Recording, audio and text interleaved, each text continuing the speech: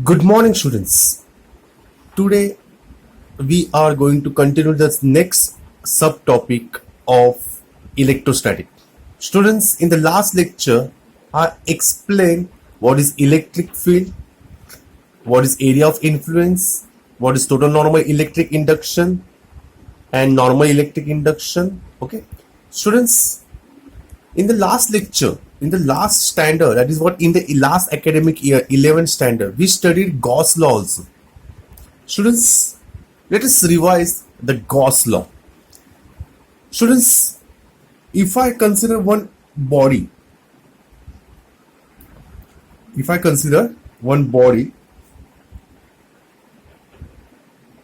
okay, of electric charge plus Q, as I explained in the last lecture. Students, due to electric charge, some electric field will be there. Okay, some electric field will be there. Direction of electric field will be like this, E bar. Students, if I consider small surface on that particular body, the small surface area be ds, then perpendicular to that particular body, the vector is represented by what? ds bar. Vector is represented by ds bar. Students, the angle between ds bar and E bar, if let angle between them is what? Theta. Okay. So students, according to the law, Gauss law states that the electric flux associated with this particular system of charge plus Q is given by phi is given by E bar dot ds bar. E bar dot ds bar. We will say electric flux associated with the ds bar. So electric flux is given by what? D phi. Because I consider small area. The small area, over the small area, electric flux is given by dot product of electric field and the normal drawn to that particular surface. So E bar dot ds bar. I want to find total flux over the body. If I want to find total flux over the body, I will do what? I will integrate. So what I will get, students? Integration of d phi is what? Phi. Understood, students? This is what Gauss law states that. But Gauss, one more statement is there along with this Gauss law.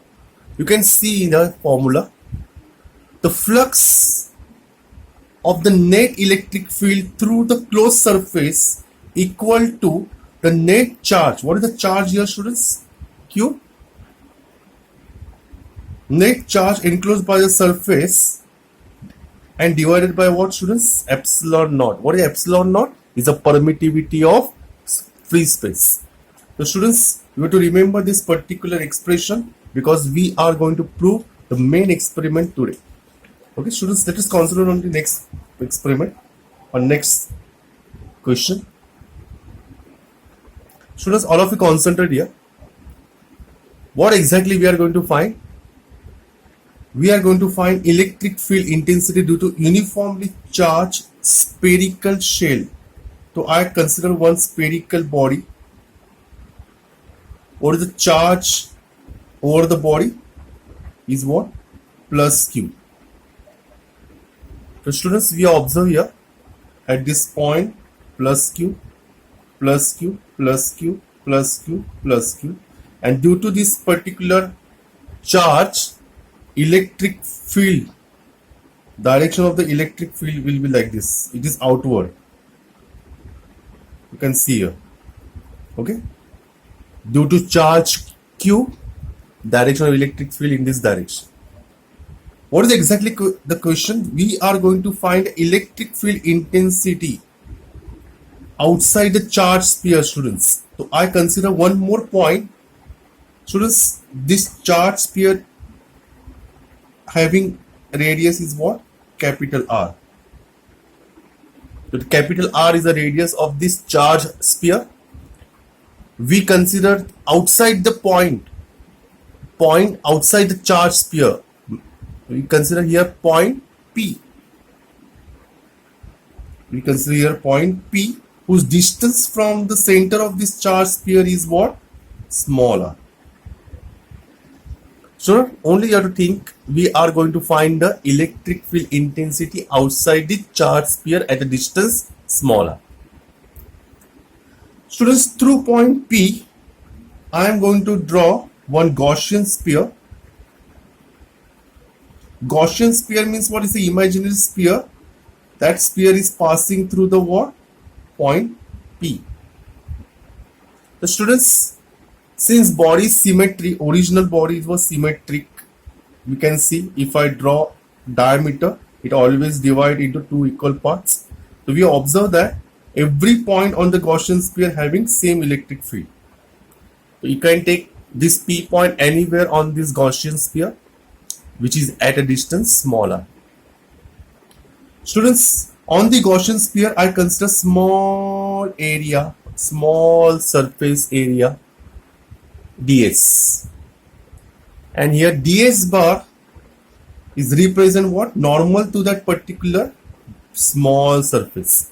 So this ds bar is a normal to this particular surface. We observe that this ds bar and e bar both are parallel.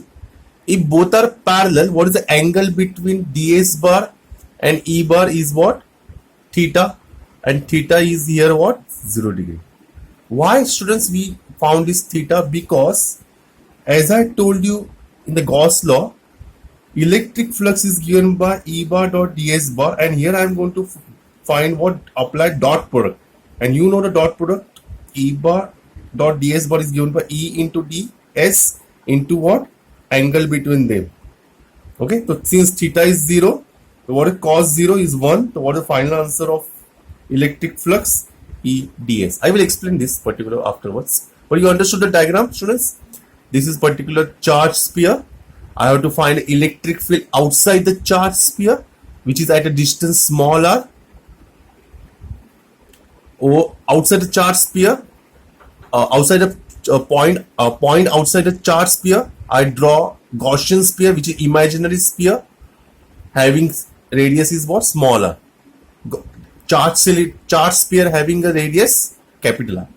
Students, now the main important thing I am going to perform over here. I am going to find the small flux. As I told you, small flux is given by what? D phi. And next step, I will find what? Total flux. I am going to find the total flux. And as I told you, it is given by what? E bar dot ds bar. What is E bar dot ds bar? Already I found here E into ds. So here I am going to write down E into ds over integration. And according to Gauss law, what if phi is given by q upon epsilon naught? Understood, students? Now it's really easy derivation.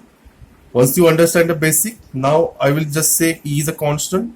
Integration of ds. Integration of ds means what? If I joined all ds over the sphere, this dotted part, Gaussian sphere, so I will get what? Total surface area. Students, what ds stands for? Small area of this particular point. And if I join ds, I will get what? Total surface area of the Gaussian sphere. Gaussian sphere, students. What is surface area of this sphere, students? 4 pi r square, because r small r is the radius. Students, so we got that particular answer. So E is given by 1 upon 4 pi epsilon naught q upon r square and outside the charge sphere. Hope so you understood the derivation. You can see I have written the answer over here. You follow these particular steps so that in the exam you can write like this. So students, this is derivation for what? Electric field intensity outside the charge sphere. But students are asking, suppose sir, if this point is on this sphere, so on this sphere, students, I will replace this small r by what? Capital R. That is the first part. And if this point P is inside the charge sphere, if it is inside the charge sphere, students, always remember electric field inside the charge sphere is always 0. So students, for that I had considered here 3 conditions.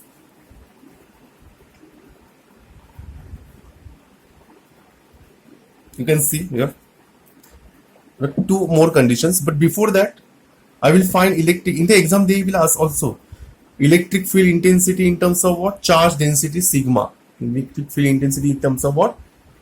Charge density sigma. Students, first you remember what is sigma here. Sigma is what? Charge per unit surface area.